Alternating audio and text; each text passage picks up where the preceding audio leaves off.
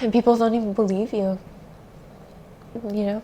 There are millions of people with chronic fatigue syndrome, or CFS, but barely any research, funding, or publicity for it. Most patients are too sick to take action. They're missing in action. MIA. Mia Isabel Anderson is one. I've seen your story and like, how are you? You look great. Like, I wouldn't ever know, you know, you look great. Always saying I look great. I'm like, I know. I'm like, don't judge a book by its cover. Thinking and doing things, you know, that she would normally do very easily, she couldn't do anymore. I mean, I was in shock when I saw her. I was really upset. Everyone said the same thing. I never knew it was so bad. I never realized this was a real disease. Since people don't know about CFS, they would tell Mia there was nothing wrong with her, that it was all in her head, that she should see a psychologist and would be okay. A big thing with people who have it think that chronic fatigue syndrome, that name kind of is demeaning and doesn't quite explain the extent of the disease. So another name that it's called is myalgic encephalomyelitis, also short for ME. Mia had it all. She was a pre-med student here at the University of Florida and an active member in her sorority. But all of this was taken away from her when she got sick. Having to slowly say goodbye to like a lot of her dreams, you know, with her. And I remember her coming home from school and it being final, you know, that she would have to stay home. Most of them are full care.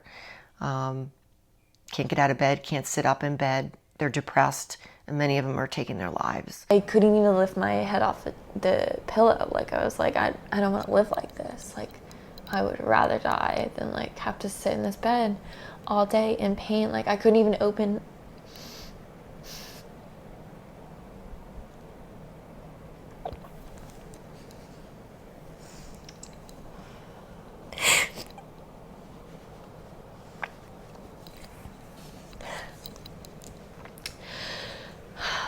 I couldn't even open the shades.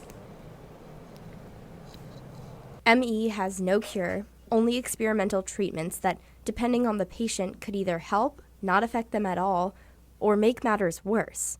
As a result, most doctors won't treat Mia. Regardless, Mia and her family didn't give up. I will stop at nothing, and she will get better. Dr. Jose Montoya, world-renowned for his ME/CFS research and findings, is one of the few doctors who believes the risk of trying treatment is worth taking. Desperate, Mia's family reached out to Dr. Montoya for help. After 4 months, Mia went from being on his waiting list to being his patient. I have never seen any of the treatments that we recommend where we see that they do work for a number of people working if the patient doesn't go through the process that Mia beautifully went through. That alone is not enough, but that needs to be there for treatment interventions to work. With Dr. Montoya's treatments, Mia finally started getting better. Determined to give back, she started making bracelets for donations, now called the Mia Isabel Anderson Fund. We got like more experienced and we went to bead, what are they called? Where all the people come. I really need my mom. Mom? It's called a bead and gem show. My brain, Mom, is like so It's okay. bad. I My couldn't think brain's of not the so word. great either. I couldn't think of gemstone. Like Yeah, I know, but gemstones. I can't think of that a lot too. Mia's symptoms still limit her, like the brain fog or the memory loss.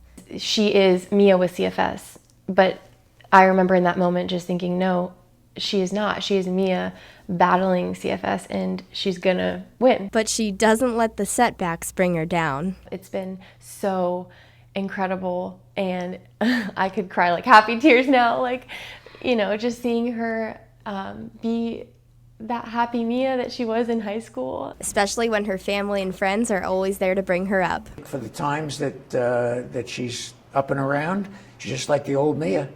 I told her that.